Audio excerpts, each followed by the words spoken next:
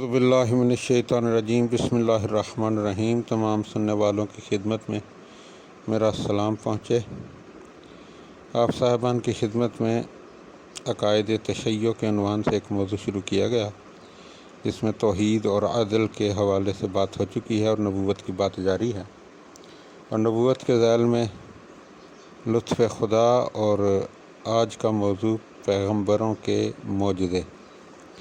ہمارا عقیدہ ہے کہ خدا بزرگ جو انسان کو صحیح راہ دکھانے کے لیے پیغمبر اور رہنما بھیجتا ہے، اسے چاہیے کہ وہ انہیں ایک مقررہ طریقے سے پہچنوائے اور ان کی طرف انسانوں کی صاف صاف رہنمائی کرے۔ ان کو پہچنوانے کا واحد طریقہ یہ ہے کہ خدا خود ان کی رسالت اور پیغمبری کے لیے دلیل اور ثبوت قائم کرے، تاکہ بندوں پر اس کا لطف اور رحمت کامل ہو جائے، اور یہ دلیل اس قسم کی ہو کہ اس کا پیش کرنا کسی ایسی ذات کے لیے ممکن نہ ہو جو مظاہر کی خالق اور موجودات کی منتظم نہ ہو۔ زیادہ واضح الفاظ میں یوں سمجھیے کہ وہ ایسی دلیل ہو جو انسانی طاقت سے باہر ہو۔ خداوند عالم یہ دلیلیں اپنے پیغمبروں کے ذریعے پیش کرتا ہے، تاکہ یہ دلیلیں ان کی نبوت کی سچائی کی نشاندہی کریں اور ان کی پہچان کرائیں۔ اس دلیل کو معجزہ کہتے ہیں، اس لیے کہ یہ اس قسم کی دلیل ہوتی ہے جسے پیش کرنے اور لانے سے عام انسان عاجز ہیں۔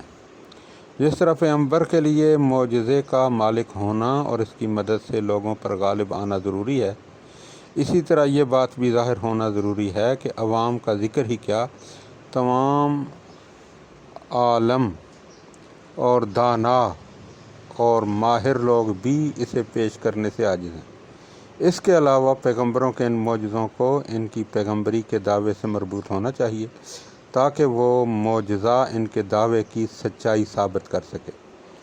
جب اس فن کے عالم اور ماہر اس جیسا معجزہ پیش کرنے سے عاجز ہو جائیں گے تو معلوم ہو جائے گا کہ معجزہ دکھانا انسانی طاقت سے بالاتر ہے اور اس فطری اور معمولی دنیا کے دائرے سے باہر ہے۔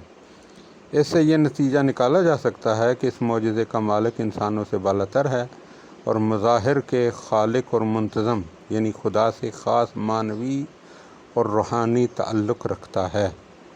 جس وقت کسی شخص سے ایسا معجزہ بالکل صاف اور کامل شکل میں ظاہر ہو اور اس نے اس معجزے کے تعلق سے پیغمبری اور رسالت کا دعویٰ کیا، تو یہی اس بات کا واضح ثبوت ہے کہ لوگ اس کے دعوے کو سچ مانیں، اس کی پیغمبری پر ایمان لے آئیں اور اس کے قول اور حکم کے سامنے احترام سے سر جھکا دیں۔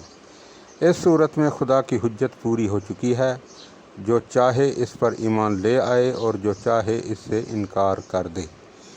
اسی لیے ہم دیکھتے ہیں پیغمبر کا معجزہ ان علوم اور فنون سے مناسبت رکھتا ہے جو اس زمانے میں رائج ہوتے ہیں۔ حضرت موسیٰ علیہ السلام کا معجزہ ایک عصا تھا جو اپنے زمانے کے جادوگروں کے بنائے ہوئے سانپوں کو نگل گیا، اس لیے کہ آپ کے زمانے میں جادوگری کے فن اور علم کا بہت رواج تھا۔ جب حضرت موسیٰ علیہ السلام کا عصا میدان میں آیا تو جادوگروں کے بنائے ہوئے تمام سانپ ناکارہ ہو گئے، اور انہوں نے جان لیا کہ عصا کا معجزہ ان کی قوت سے باہر ہے اور ان کے فن سے اونچا ہے۔ انسان اس کی مثال پیش کرنے سے عاجز رہ گئے اور علم و فن نے اس کے سامنے سر جھکا دیا۔ حضرت عیسیٰ علیہ السلام کا معجزہ بھی ایسا تھا جو اندھے کو بینا، کوہڑی کو صحت یاب اور مردوں کو زندہ کرنے کا تھا۔ اس لیے یہ معجزے اس زمانے میں ہوئے جب علاج معالجے کا علم سب سے زیادہ رواج یافتہ علم تھا۔ اس زمانے میں عالم، نامور معالج اور نامی لوگ موجود تھے، لیکن وہ سب کے سب حضرت عیسیٰ علیہ السلام کے معجزے کے سامنے ہار مان گئے اور سر جھکا لیا۔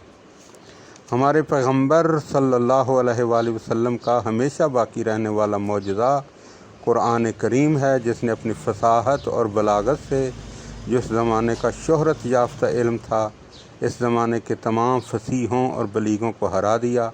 قرآن نازل ہونے کے زمانے میں جن لوگوں کی گفتگو فصاحت اور بلاغت کے لحاظ سے اچھی ہوتی تھی، وہ دوسروں پر فضیلت پاتے تھے، جب قرآن کی آیتیں نازل ہوئیں اس طرح جیسے آسمان سے بجلی گرتی ہے، تو انہوں نے اپنے بیان کے زور اور عظمت سے ان سب لوگوں کو پست کیا اور کپکپا دیا اور ان کی جڑیں ہلا دیں۔ انہیں سمجھا دیا کہ وہ قرآن کے معجزانہ بیان کا مقابلہ کرنے کی سکت نہیں رکھتے۔ آخر جب انہوں نے اپنی کمزوری اور مجبوری دیکھ لی تو قرآن کے سامنے تعظیماً سر جھکا دیا اور اپنے آپ کو اس کے سامنے گونگا محسوس کرنے لگے۔ ان کے عاجز رہ جانے کی دلیل یہ ہے کہ جب قرآن نے سب سے پہلے ان کو قرآنی صورتوں کے مثل 10 صورتیں لانے کا الٹیمیٹم دیا تو وہ پیش نہیں کر سکے، پھر قرآن نے اپنی صورتوں جیسی ایک ہی صورت لانے کو کہا تو وہ اس سے بھی عاجز رہ گئے۔ جب ہم نے دیکھ لیا کہ وہ قرآن کے چیلنج کا جواب نہیں دے سکے اور زبان کے بجائے تلوار نکال لائے تو ہم سمجھ گئے کہ قرآن ایک قسم کا معجزہ ہے جسے حضرت محمد ابن عبداللہ صلی اللہ علیہ وآلہ وسلم اپنی پیغمبری کے دعوے کے ساتھ لائے ہیں۔ چنانچہ ہم کسی ہچکچاہٹ اور تعامل کے بغیر یقین کر لیتے ہیں کہ وہ خدا کے رسول اور پیغمبر ہیں۔ جو کچھ اپنے ساتھ لائے ہیں وہ سچا اور حقیقی ہے۔ دعا ہے کہ خداوند عالم ہمیں ان عقائد کو سمجھنے اور پھر انہیں اپنانے اور ان پر پختہ اور کامل یقین رکھنے کی توفیق عطا فرمائے۔ اللہم صلی علی محمد و آل محمد وعجل فرج آل محمد۔